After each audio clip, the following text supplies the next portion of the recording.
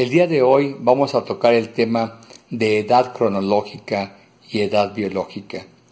Entender estos conceptos es de suma importancia y en la práctica de la vida social normal, nos topamos mucho con este fenómeno.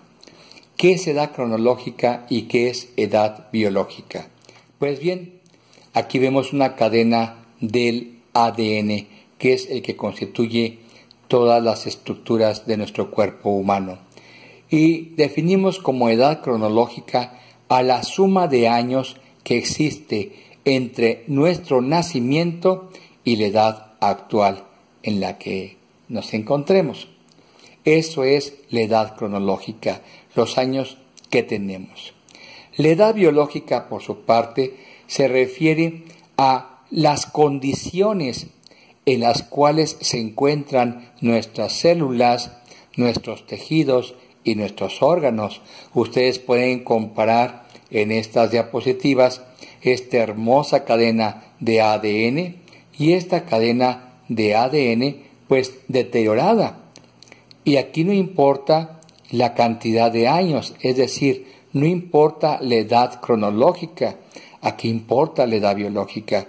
¿De qué nos sirve tener pocos años si tenemos nuestro ADN fracturado? Y al contrario, ¿verdad? Qué hermoso es llegar a tener 70, 80 años de edad con un ADN lo mejor conservado posible.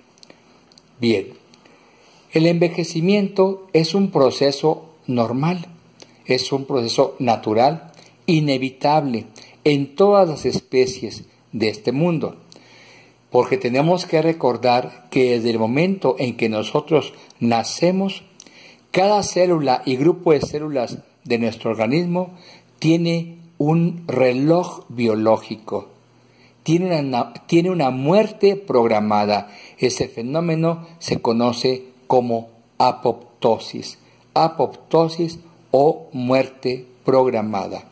Constantemente nos preocupamos por vernos más jóvenes, mas lo importante debería de ser mantener por más tiempo nuestra fuerza, nuestra juventud. Si bien no podemos detener el envejecimiento, sí podemos detener aquellos factores que lo aceleran y que, como vamos a revisar a continuación, son muchos. Hay una diferencia importante entre la vejez y la longevidad. Algunos estudiosos de la gerontología le llaman vejez al acúmulo de años en un cuerpo enfermo y longevidad al acúmulo de años en un cuerpo sano, es decir, sano para la edad en que se encuentra la persona. Esa es la gran diferencia entre ser longevo y ser viejo. Yo creo que lo ideal sería que todos llegáramos a tener una vida longeva. Otro concepto que es importante aclarar es la esperanza de vida. La esperanza de vida es la cantidad de años que se supone podemos sobrevivir en un área geográfica determinada. Obvio que este es un factor muy importante porque dependiendo del lugar en el que tú vivas es tu longevidad. No es lo mismo la esperanza de vida de un grupo de personas que iban en países de primer nivel o países desarrollados a países subdesarrollados o en vías de desarrollo. Lógicamente, la esperanza de vida entre más pobreza existe es menor. En algunos países de África se considera la esperanza de vida entre 20 a 25 años, mientras que en algunos países europeos es de 80 años. Es muy importante que entendamos que en general es muy variable nuestra esperanza de vida, pero en general podemos decir que si una persona sobrevive a la infancia, es muy recomendable, es muy seguro que esa persona tenga un promedio o una esperanza de vida de 60 años o más. Algunos han considerado, sobre todo en Occidente se tiene un concepto erróneo de lo que es la vejez, de lo que es la madurez. Y en Oriente en China, en Japón, en los países asiáticos, se asocia mucho la madurez con la sabiduría, con la experiencia, cosa que no sucede en Occidente. En Occidente nos ven con 40 años o más y ya nos habla la juventud de que somos cero a la izquierda, ya nos dicen que estamos out, que ellos son in, que estamos robando oxígeno, etcétera, por el tipo de culturas que existe. Si ustedes ven, es más prósperas, lógicamente, los países asiáticos que los países occidentales. Porque la madurez, como la adolescencia, es un pilar básico en el desarrollo de la vida humana. En esta etapa podemos cuidar de nuestros seres queridos, podemos enseñar y transmitir nuestras experiencias, podemos ayudarnos y, ¿por qué no?, podemos llegar a alcanzar varios grados de sabiduría. Algunas de las funciones, como en esta gráfica la pueden ver, es con qué delicadeza, ¿sí?, esta mujer madura está enseñando un arte a su nieta. Y eso es cierto. Tenemos ya más tiempo a esta edad de dedicarnos a educar y a participar en la formación, si no de nuestros hijos ya, sí de nuestros nietos. Tenemos a esa edad, en la madurez, un control más adecuado de las emociones, qué quiero y qué no quiero para mi vida. ¿Tiene caso estarme mortificando con estos seres con los que vivo o es preferible estar solo? ¿A quién puedo servir y quién puede servirme? Nuestro manejo de las emociones hace que cuando tenemos una vida de pareja se consoliden, sean más sólidas nuestras relaciones. Y el aspecto sexual, que también se denigra en Occidente, pues da tristeza, ¿no? Da tristeza esa ignorancia tan grande que existe en nuestros países, porque al contrario de lo que se piensa, en esta etapa el sexo se reinventa y el sexo es un factor importante en el desarrollo de las parejas.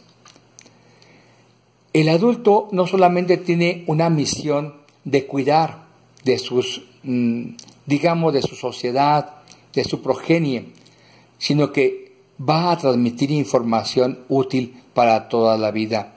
Esa es una de las funciones más importantes en esta etapa desde el punto de vista espiritual. Señoras, señores, tenemos que transmitir nuestras experiencias, tenemos que pasar toda esa sabiduría, toda esa información útil para la vida de los demás. ¿Por qué nos dedicamos algunos a enseñar? Porque ¿qué sentido tendría llegar a la muerte con un acúmulo de X número de conocimientos? Si podemos compartirlos, es el momento adecuado de compartirlos. Todo lo que compartimos y servir es el objetivo en nuestras vidas. Una persona que no está aquí para servir, hay que preguntarse qué está haciendo. A pesar de que la edad cronológica no la podemos detener, la edad biológica, que es el deterioro de esas células, de esos tejidos, de esos órganos, sí hay factores que los pueden acelerar. Y esos factores los vamos a revisar a continuación. Ellos son la herencia, los niveles de colesterol, la presión arterial, las adicciones, problemas cardíacos y el estrés, entre algunos de ellos. Vamos a revisar brevemente cada uno de estos incisos. La herencia es muy importante porque, como dije en un principio, todo ser humano desde que nace trae un fenómeno de apoptosis, tiene su reloj biológico y ese reloj va a marcar el momento en que sus células se van a empezar a alterar, a deformar, a destruir y a degenerar, originando enfermedades crónicas. Y las enfermedades crónicas son las que más afectan el envejecimiento biológico. Todas las células de nuestro cuerpo, desde el nacimiento, recuerden, tienen un límite de vida. Algunas enfermedades, algunos procesos, como por ejemplo la elevación de un tipo de colesterol, que se llama colesterol de baja densidad, o la disminución de un colesterol que se llama de alta densidad. Puede originar esto que están viendo ustedes en amarillo, que son depósitos de grasa que ocluyen las venas y las arterias de nuestro cuerpo y que pueden comprometer la circulación, o sea, la nutrición de nuestro cuerpo, y por lo tanto hacer que un órgano falle. Otro de los factores es la hipertensión arterial. Al tener hipertensión arterial aumenta el latido cardíaco, aumenta el gasto cardíaco, aumenta el trabajo de ese corazón, y ese corazón va a estar demandando mayor cantidad de nutrientes, básicamente oxígeno y glucosa. Y si tenemos un paciente con hipertensión arterial, esto puede llevarnos a problemas como es la cardiopatía isquémica en su forma de angina de pecho o de infarto de miocardio. Si existen enfermedades cardíacas, como aquí estamos viendo, un depósito de grasa, esto amarillo que vemos es grasa en la capa interna de esta arteria, pues lógicamente que el flujo sanguíneo disminuye, y si pasa esto en el cerebro puede originar una trombosis o una hemorragia cerebral. Si ocurre en el corazón, ya lo mencionamos, puede causar un infarto de miocardio. El estrés, que hemos hablado ya mucho de él, el estrés manejado por nuestro cerebro reptiliano. Las personas que manejamos estrés en forma crónica, liberamos grandes cantidades de noradrenalina, de adrenalina y de cortisol, y estas sustancias aumentan la presión arterial, aumentan la frecuencia cardíaca y pueden causarnos problemas o acelerar un proceso degenerativo de hipertensión arterial o de diabetes. Otros factores de riesgo pues son las adicciones, y entre ellas tenemos el tabaquismo tan frecuente en nuestra población, sobre todo en nuestros jóvenes. El alcoholismo es otro factor de riesgo. El alcohol no solamente perjudica nuestro hígado, también daña nuestro páncreas, nuestras glándulas sexuales, ovarios y testículos, y nuestro sistema nervioso central, es decir, el cerebro, y nuestro sistema nervioso periférico, o sea, el sistema de nervios de la periferia del cerebro. La diabetes, el acúmulo de azúcar en nuestros vasos sanguíneos, pues nos predispone a tener depósitos y obstrucciones arteriales, siendo los daños más frecuentes en cerebro, en la retina, en el corazón y en los riñones. Tenemos que entender que uno de los requerimientos nutricionales de nuestro cuerpo es el oxígeno, así que tenemos que aprender a respirar. Respiramos solamente con el 10 a 15% de nuestra capacidad pulmonar. Si aprendiéramos a respirar, entonces nosotros podríamos tener mayor acceso a oxígeno, este nutriente tan importante para nuestras células.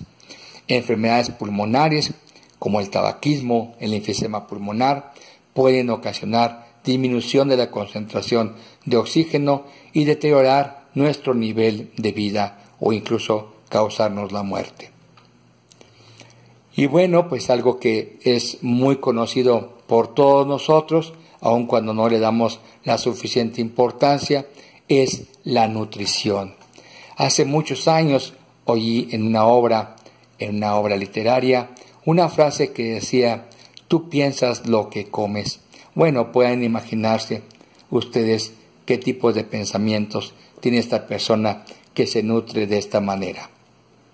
Bien, contamos con terapia antienvejecimiento. ¿En qué consiste este fenómeno de terapia antienvejecimiento? Bueno, se ha observado que nuestro sistema nervioso central, que nuestro cuerpo en general, se puede sanar, se puede modificar, se puede enlentecer el envejecimiento cronológico cuando tiene una nutrición adecuada. cuando hacemos ejercicios aeróbicos o bien respiramos un aire con una buena concentración de oxígeno, cuando comemos o cuando ingerimos antioxidantes. La actividad física, la repito, es muy importante, no tanto el correr o el trotar, sino el caminar de una manera tranquila, en una manera de relax. Y las emociones, fíjese usted qué interesante, las emociones pueden contribuir en disminuir el envejecimiento. Y esto lo vamos a analizar más adelante. Obvio que este tipo de nutrición, los nutrientes que debemos ingerir, son de tipo orgánico. Con tristeza vemos que cada día en los mercados es más difícil conseguir alimentos naturales y hemos sido invadidos por este tipo de productos que se llaman transgénicos, que, bueno, en un uso coloquial es manipulación genética para obtener grandes cantidades, pero no calidad de estos nutrientes. Lógico que esto puede tener consecuencias peligrosas para nuestra salud. Nuestro país es un país consumidor de alimentos transgénicos. Los antioxidantes, pues, son sustancias que podemos encontrar en forma natural o que podemos ingerir en forma artificial, en forma de vitaminas como la vitamina A, la vitamina E, como el ácido fólico, como la melatonina. Son sustancias que se encargan de limpiar los radicales libres que se producen en el trabajo de nuestro cuerpo. El trabajo de nuestras células origina radicales que se llaman radicales libres que producen enfermedad en nuestras células y los antioxidantes se encargan, literalmente hablando, de limpiarlas y por lo tanto de fomentar la salud celular. Hay un fenómeno muy hermoso que nos llamó la atención. Se ha descrito que a partir de los 20 años de edad la cantidad de neuronas, la neurona es la célula más importante de nuestro sistema nervioso central. Pues bien, estas células disminuyen a partir de los 20 años de edad. Lógico que esto pues nos alarmó porque el tener más años significa tener menos neuronas y por lo tanto podría estar en relación con el deterioro en los conocimientos, el deterioro cognitivo. Sin embargo, afortunadamente se demostró que el cuerpo de la neurona es importante, pero es más importante las ramificaciones de ella, que se conocen como dendritas y axones. Y esto es lo que se llama neuroplasticidad.